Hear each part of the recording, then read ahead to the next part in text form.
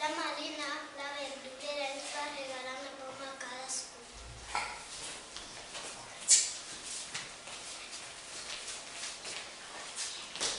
Hem anat a la floristeria per conèixer moltes flors i també plantes. La floristera ens va dir que les tulipes havien de diferents colors i es va dir que les roses blaves no existeixen. Vam anar a la carnisseria i vam veure els tipus de carn.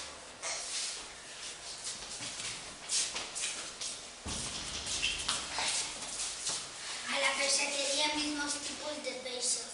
Els sardines, el salmó, el lluç, el bacallà, els calamars, el pap.